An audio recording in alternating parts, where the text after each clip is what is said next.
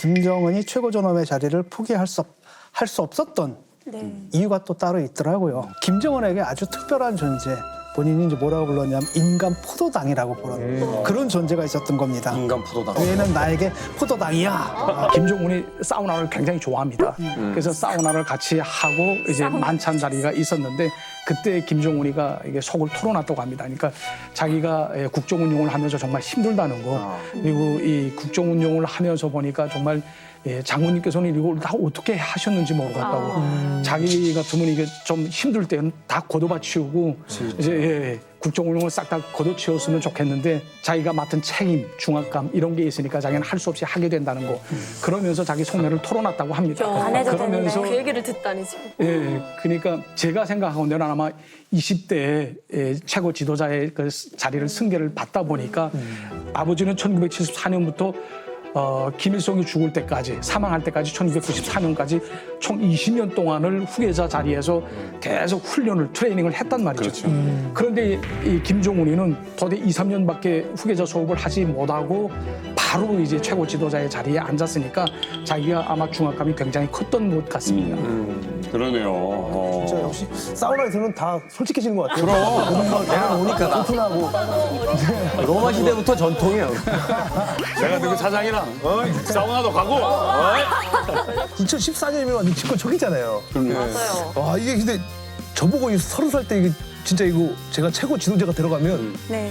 못할 것 같거든요. 저도 이 책을 좀 읽어봤는데요. 그럼에도 불구하고 김정은이 최고존엄의 자리를 포기할 수 없었던 이유가 또 따로 있더라고요. 김정은에게 아주 특별한 존재, 본인이 이제 뭐라고 불렀냐면 인간 포도당이라고 부르는 그런 존재가 있었던 겁니다. 인간 포도당. 누굴까요?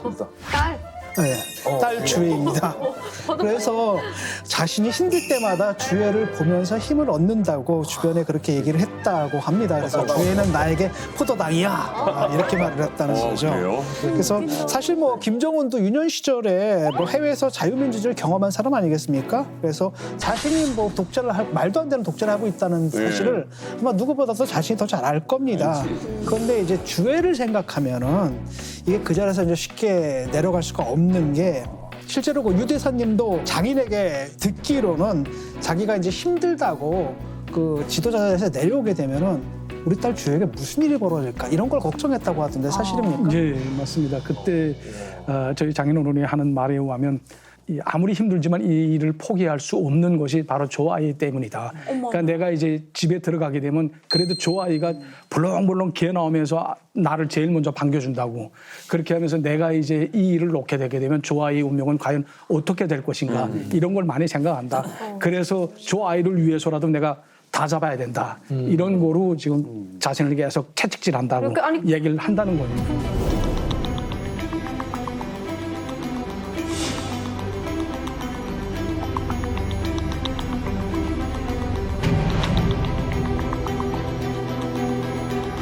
네, 계속해서 이제 나오고 있는 행보를 본다고 한다면은 그런 가능성도 열어놓고 봐야 된다 이런 생각을 합니다.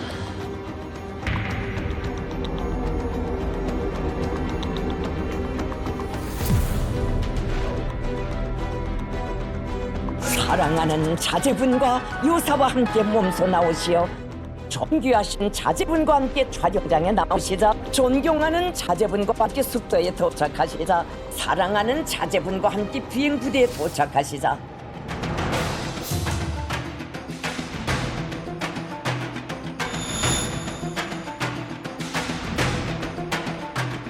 그러니까 김지혜에게 사용되는 명칭 자체가 김지혜를 거의 수령급으로, 수령의 후계자급으로 대우하고 있다는 걸 보여주는 거고, 그런 표현을 쓰고 있다는 것은 이 김지혜에 대한 개인 숭배가 사실상 시작이 되고 있다는 걸 의미하는 겁니다.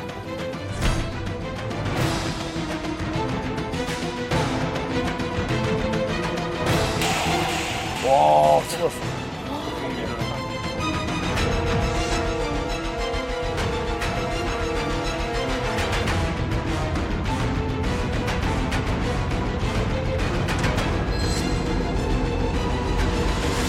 이거의 결정타는 호칭이에요. 조선의 샛별 여장군.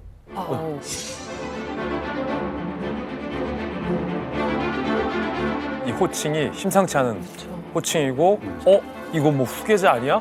라는 후계자설에 강력한 힘을 사실은 보태주고 있는 이 호칭이거든요. 근데 실제로 우리 정부의 분석의 뉘앙스가 드라마틱하게 변했습니다. 예. 2017년, 2018년까지만 하더라도 김주의 딸 아이가 후계자일 가능성에 대해서 완전히 가능성 제로였어요. 그런데 최근에 정보기관의 뉘앙스를 보면 김주의 후계 등 다양한 가능성을 염두에 두고 추적 분석하고 있다라는 공식 입장을 내요. 여기에 후계 등이라는 표현이 들어가 있다라는 거죠. 조선의 샛별 여장군 호칭 보도 이후에 여러 언론과 정보기관 그리고 전문가들 사이에서도 후계 가능성이 있는 거 아니냐라는 분석에 힘이 실리고 있습니다. 맞습니다. 지금 일단 김주회 같은 경우에 국정원의 판단이 그렇게 이제 바뀌고 있고 뭐 통일부라든가 이런 기관도 바뀌고 있어요. 그러니까 정부가 기존에는 후계 문제까지 연결시키면은 전문가들이나 이런 사람들을 오히려 워워 하면서 이렇게 좀 진정시키던 분위기에서 김영호 통일부 장관이 16번이나 나왔는데 이거 보니까 심상치 않아 이렇게 얘기하니까 이제 기류가 바뀐 거고 네. 더 중요한 건 이제 별의 김주회를 빗대고 있다는 거. 사실은 과거에 보면 김일성의 그 호칭은 태양이었잖아요. 뭐 민족의 태양 뭐 이렇게 했는데 네, 태양. 김정일 같은 경우에는 아들인 김정일 같은 경우에는 뭐 광명성이다, 네. 향도성, 뭐 이 사람들의 이제 길을 밝혀주는 이런 별이라 이거예요. 금성이라 이건데 김주회 같은 경우에는 지금 어린 시절부터 별에 빗대 가지고 뭔가 이 계몽군주, 북한의 인민들을 이렇게 인도하는 어린 계몽군주로 지금 어릴 때부터 지금 이미지를 키워가고 있는 게 아닌가 이런 느낌이 들어요. 어쨌든 뭐 지금 얘기 들으면 들을수록 분명히 이 김주혜는 특별 대우 또는 관리를 하고 있다라는 생각이 듭니다. 지금 어때? 딱 보기에 지금 뭔가 새해 샛별이 된다. 네. 지도자가 될 것 같아요? 일단은 저는 50% 이상인 것 같습니다. 왜냐면 뭐 안 시키, 뭐 다른 거 시키려고 지금 이렇게 부각시키는 것 같진 않아요. 다른 거 시키려고요? 그렇지. 뭐 하겠어요? 그러니까요. 저는 사진 찍을 때 제일 놀랐어요. 왜요? 어찌 김정은보다 더 앞에 나와서 맞아요. 북한 사진 중에서 지도자 앞에 또 다른 사람이 앞에서 더 크게 부각되는 사진을 본 적이 없거든요. 본 적이 없는 것 같아요. 근데 궁금한 게 저는 김정은이 뭐가 그렇게 사실은 급해서 그런지 사실 나이도 어리잖아요. 주혜도 어리고 그렇죠. 어떻게 보면 김정은도 저보다도 어린데 뭐가 이리 급해가지고 김정은이. 이런 후계자를 왜 이렇게 서두르냐? 그럼 우리가 얘기 나눈 것처럼 김정은이 과연 정말로 건강이 안 좋은 건가? 아니면은 정말로 딸을 이뻐해서 지금 후계자로 공식화시키는 것인가? 안 그러면 정말로 첫째 우리가 뭐 얘기 나눈 것처럼 장남이 있는 것인가? 있다면 왜 공개가 안 되는 것인가? 뭔가 아픈가? 아니면 뭐 신체적으로 문제가 있나? 아니면 정말 꽁꽁 숨겨놨다가 나중에 짜잔 공개하려고 그러나? 그러니까 정말 우리가 알 수가 없다 보니까 우리가 이런 소설을 쓰고 있는 거잖아요. 답답해 진짜. 그러니까 뭐 우리가 예측한 모든 게 지금 뭔가 제대로 명확하게 밝혀진 건 없어요. 없어. 맞아요. 사회주의 국가나 독재 국가에서는 이 사진이 권력 구도를 분석하기에 아주 좋은 소재입니다. 경찰 위성을 성공한 날 경축연 장소 사진인데 주혜가 일단 리설주보다 엄마보다 아빠인 김정은에게 훨씬 더 가까이 앉았다. 아니 심지어 전체 구도에서 가운데 앉아 있어요. 가운데. 예. 와. 좌덕훈 우주혜. 그러니까 김정은 입장에서도 주혜가 얼마나 중요한 인물이다라는 게 이 사진에서도 부각이 되고 있는 건데 이 사진을 좀 더 넓게 보면 대박이다. 김여정은 어디 있습니까 지금? 한참 떨어져 있는. 저 멀리 있어요. 우리가 예전에 한때 김여정과 김정은이 북한이라는 권력을 나누어서 분할 통치하고 있는 건 아니냐라는 정보기관 관계자의 국회 보고가 있어서 그때 김여정을 굉장히 주목했잖아요. 그랬던 김여정이 지금 어디 있는지 한번 보십시오. 밀려도 한참 밀려 있다. 주혜가 등장하기 전과 후로 김여정의 위치와 김여정의 위상에 대한 관심이 확 줄어든 게 명백히 사실이 됐죠. 그러네요. 사실 이제 우표 발행이라는 게 상당한 의미를 갖죠. 특히 우리는 요즘 약간 우표에 대한 관심이 이제 우편이 안 하니까 떨어졌는데 북한은 아직도 우표. 우리가 한 80년대, 90년대 우표에 열광하던 많이 모았죠. 시기처럼, 오고 하는구나. 그런 느낌인데 사실은 우표 발행은 약과다. 그거보다 더 중요한 결정이 있었습니다. 뭐요? 바로 작년 11월 18일 김정은이 딸을 처음 데리고 나타난 11월 18일을 북한이 미사일 공업절로 국가적인 기념일로 지정을 한 거죠. 자, 이게 처음 나타났어요? 데뷔잖아요. 역사적인 중요 전략무기 시험 발사장에 사랑하는 자제분과 여사와 함께 몸소 나오시어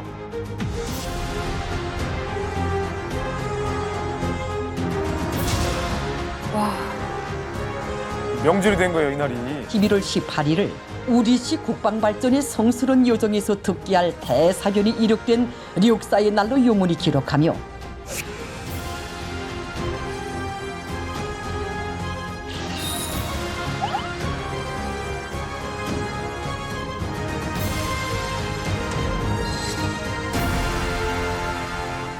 김주애가 나중에 진짜 후계자가 된다면 또 지도자가 된다면 11월 18일 전화를 아마 미사일 발전 ICBM을 그렇지. 현지 지도한 날로 아마 기록을 할 거예요. 그러니까 저게 기념일이 됨으로써 전화를 얘기하려면 매번 저 주애가 등장했던 거를 계속 보여주게 되는 거예요. 그러니까 지금 북한의 가장 중요한 어떤 그 전술 무기와 함께 주애를 이제 동급으로 묶어버린 거잖아요. 그렇죠. 수령을 따라서 아주 어렸을 때부터 그 국정을 관여하는 이런 또 군사무기 발전에 기여한. 사실 그 국정 운영을 하기에는 너무나 어린 나이잖아요. 10살이니까 뭘 알겠어요. 근데 그냥 저 자리에 있었다는 것만으로도 이제 역사적으로 계속 길이길이 기억이 되는 거예요. 야, 이건 정말 과거에 김정일이 등장했을 때도 저런 기념일이 생기진 않았거든요. 근데 주애 첫 등장을 저렇게 만들었다는 건 김정은이 어마어마하게 주애를 내세우고 있다고 볼 수 있는 것 같아요. 전 세계에서 가장 유명한 10살일 것 같아요. 10살 그러니까. 중에서 가장 유명한 아이. 아니 좀 궁금한 게 전 세계 이 독재자 중에서 자기 자녀를 이 관련된 날로 이렇게 지정하는 게 있나요? 한 건이 딱 나와. 어떤 날이요? 한 건이. 고종이 아들 순종이 태어난 것이 너무 기뻐가지고 순종이 태어난 날 음력 2월 8일을 세자 탄신일로 정한 거. 천년 역사에 딱 하나 나오거든요. 천년 역사에. 그러니까 북한이 정말 어떻게 보면은 황당한 일을 하고 있는 거예요 그것도 지금. 탄신일이잖아. 탄신일이야 탄신. 근데 태어난 날도 생일인데 조금 국가적으로 좀 축하 좀 그럴 하자 수는 이런 있죠. 날이잖아. 뭐 왕이 태어난 일을 탄신일을 하는 건 맞지만 왕의 자녀에 관련된 기념일은 천년 역사에 단 한 건. 그러니까 이게 미사일 공업절이잖아요. 그래서 아니 미사일 쏜 게 너무 좋아서 미사일 공업절을 기념한 건데 공교롭게 그냥 주애가 그날 등장한 거겠지라고 저도 생각했어요 처음에. 왜냐면 이런 날이 주애 때문에 기념일로 정했다고 하기엔 조선 천년 역사에 한 건도 없었다니까 공감을 했는데 제가 좀 찾아봤는데 이게 묘해요. 왜? 왜냐면 2021년 11월 29일 그러니까 이 미사일 공업절 1년 전에 북한이 이미 화성 15형 발사한 날을 로켓 공업절로 지정해서 기념일을 삼았어요. 어머. 그런데 이걸 굳이 1년 뒤 달력이 나왔잖아요. 달력에서 이 로켓 공업절 삭제. 그리고 주애가 등장한 이날을 미사일 공업절로 새로 국가기념일로 지정을 한다. 삭제하고요? 삭제하고. 국가기념일을 그냥. 이게 대단한 팩트인데 어차피 독인 개긴이에요. 로켓 기념일이든 미사일 공업절이든 그 차이는 그치. 주애가 있고 없고 차이. 맞아요. 없는 건 기념일에서 지우고 주애가 첫 등장한 날을 기념일로 정했다? 이건 어쩌면 우리가 첫 의문을 제기했던 것처럼 야, 이 주애를 왕세녀로 책봉하는 큰 그림이 아니겠느냐. 일찍 좀 세습 작업에 들어간 게 아닌가 좀 생각이 드는데. 김정은 이제 집권 12년 차고 2024년에 대한 그림을 그리면서 제일 많이 고민을 많이 할 거예요. 왜냐하면 내년 나이가 이제 40대니까 불혹이잖아요. 2013년 김주애는 너무 어리고 지금이 사실 말씀하신 대로 후계 문제를 논할 타이밍이 아니에요. 그리고 건강 문제도 많이 얘기가 되는데 그나마 유력한 어떤 가설일 수 있고 여러 가지 김정은이 건강 안 좋은 거는 맞는데 근데 북한이 또 어떤 측면에서 보면 김정은이 자신의 유고 상황 또 후계자와 관련한 지위 문제 이런 거 관련해서 다른 제도적인 부분도 지금 손질을 하고 있잖아요. 노동당의 제1비서직을 신설해가지고 그 자리를 지금 밝히질 않고 있지만 자기가 유고 상황에 빠졌을 때 자신의 권능을 대신할 자리로 지금 만들어놨단 말이에요. 이게 건강이 아니면 뭘까? 계속 의문이죠. 저희가 이제 지금 그거를 쫓아가는 거거든요. 근데 답이 쉽게 나오지가 않죠. 그러니까 자꾸 우리가 이 자녀 문제를 얘기하는 게 북한 체제 전망 때문에 그러는 거거든요. 그런 것도 한번 생각해 봤어요. 예를 들어서 김정일이 2008년도 여름에 뇌출혈로 쓰러지고 김정은을 후계자로 내세운 게 이제 2008년 가을이라고 알려지고 있어요. 3년도 채 안 돼서 아버지가 사망을 했어요. 그때 아마 김정은이가 고속으로 승계 작업을 하다라니까 이게 고속으로 승계 작업을 하는 것이 굉장히 안 좋구나. 자기가 아는 자기가 아니까. 그래서 차근차근 준비를 시켜야 되는 것이 아닐까 하는 생각을 했을 가능성. 맞네요. 이게 두 번째 가능성. 아까 건강 문제 때문에가 첫 번째 가능성, 두 번째 가능성. 그리고 세 번째 가능성은 뭐냐면 이게 김정은 후계가 3대까지 온 거에 대해서도 북한 사람들이 처음에는 좀 수령님이 환생했다. 이런 생각을 좀 가지긴 했었지만 지겹거든요. 근데 또 4대까지 끌고 나온다 그러면 도대체 뭐 하는 거야, 우리나라는. 그러니까 그런 부정적인 시각을 이렇게 자연스럽고 친화적인 모습으로 이렇게 해서 좀 이런 것을 좀 상쇄시키려고 하는 것이 아니냐 그런 생각도 듭니다. 가장 최근에 취재한 내용 말씀드릴게요. 조태용 안보실장이 이런 분석을 내놓았습니다. 근데 참 흥미로워요. 뭐라고 했냐면 지금까지는 김주애가 후계자일까 과연? 이라고 국가안보실에서 생각을 했다면 지금부터는 김주애가 후계자일 것 같는데 맞느냐라고 따져보는 단계다. 그렇다면 우리나라 대통령실의 국가안보실도 이제부터는 김주애를 정식 후계자의 가능성으로 두고 가능성을 검증해보겠다. 검증 단계에 들어간 거고 왜 이렇게 김정은이 젊은데 어린 김주애를 후계자의 가능성에 두고 김정은이 공개를 했을까와 관련해서 북한의 지금까지의 관례상 여성이 지도자인 경우가 없기 때문에 아주 어렸을 단계에서부터 자연스럽게 슬며시 김주애를 북한 인민들의 뇌리에 각인시키는 학습의 시간이 필요하다.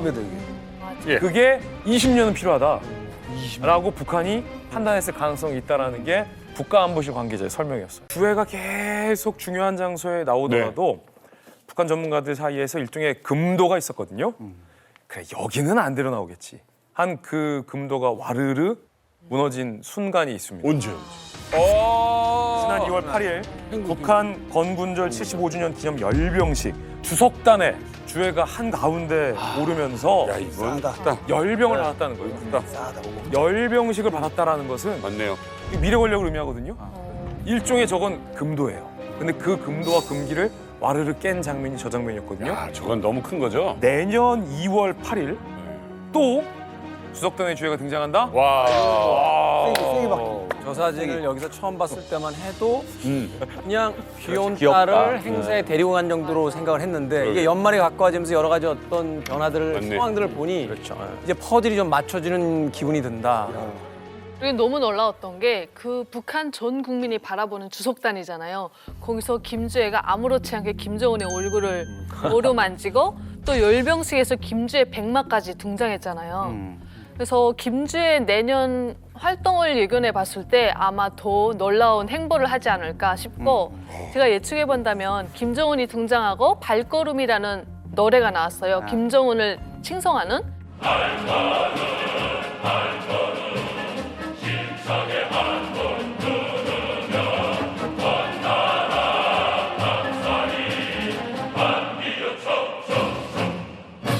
그래서 아마 김주애를 칭송하게 만드는 노래가 나오지 않을까. 김주애 등장을 보면서 등장시켰을 때 북한 주민들의 그 반응이 귀엽다, 예쁘다. 그래가지고 사실은 주애에 대한 그 팬덤층이 만들어졌다 그래요, 북한에. 주애를 보고 저 뭐야 이거 막 욕하는 사람도 있지만 또 젊은 층들 중에는 옷도 되게 스타일리시하게 입고 그리고 얼굴도 예쁘고 그리고 이제 뭐 웃고 하는 그런 걸 보면서 예쁘다. 그 호감이 생긴 거죠. 그러다 보니까 그런 호감들이 또 김정은 정권을 서포트하는데 어느 정도 이제 그 기여를 했다고 저는 보고요. 그리고 올해만 해도 주애가 그 해군 사령부를 방문해가지고 여러 가지 행동들을 하고 그리고 구구절에 등장시킴으로써 북한 주민들에게 그리고 전 세계 주애를 알렸거든요. 네.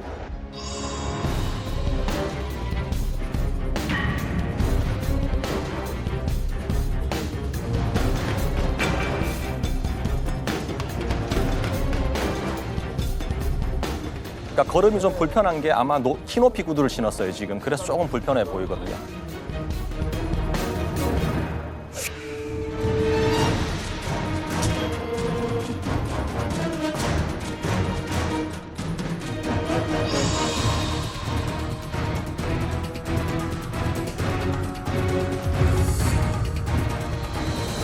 김주애가 둘째이고 딸이라 하더라도 김주애가 과거 김정은처럼 승부욕이 강하고 정치적인 야심도 강하고 이제 자신의 아버지의 뒤를 잇고자 하는 의지가 강하다고 하면은 후계자로 인정할 가능성이 더욱더 높다고 봐야겠죠.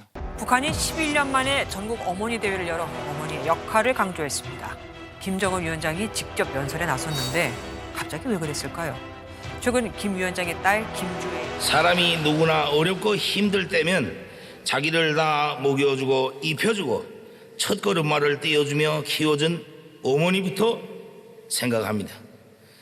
나 역시 당과 국가 사업을 맡아 하면서 힘이 들 때마다 늘 어머니들을 생각하곤 합니다.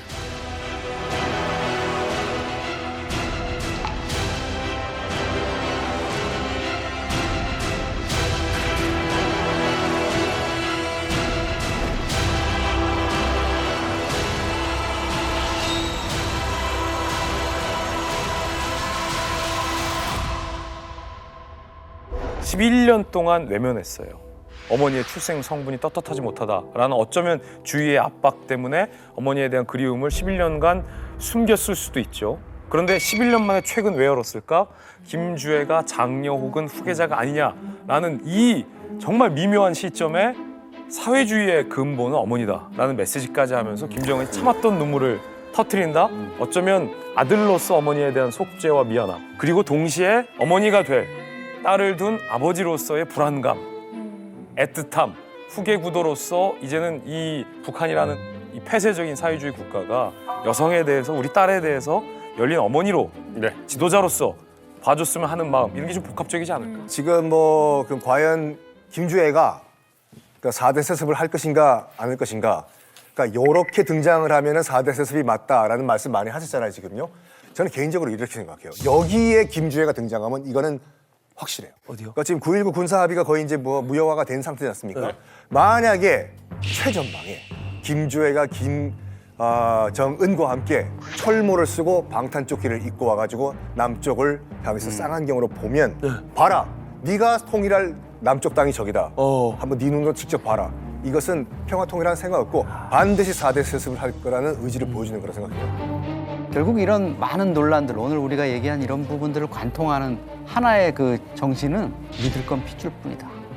결국은 김정일도 그 원칙을 마지막에는 거기에 그냥 의거해가지고 결정을 했고, 김정은도 저는 거기서 벗어날 수 없다고 생각합니다. 이제 불행한 거는 사실 이런 생각을 한 국가체제의 지도자가 한다는 거는 이게 뭐 민주공화국, 조선민주주의 인민공화국이라는 간판을 달고 있는 상황에서는 사실 말이 안 되는 거죠. 네. 세습체계라. 오늘 참 그러실 것 같아요. 김일성 옆에서 통역을 해보신 분이잖아요. 저는 김일성을 겪어왔고 김정일을 겪었잖아요. 점점 독해지는 지도자가 나온다. 김정일보다 도독한 지도자가 김정은이잖아요. 사람들 막 고모부까지 죽였으니까. 그럼 4대까지 간다면 더 얼마나 더 독해질까. 그런 생각이 많이 들어요.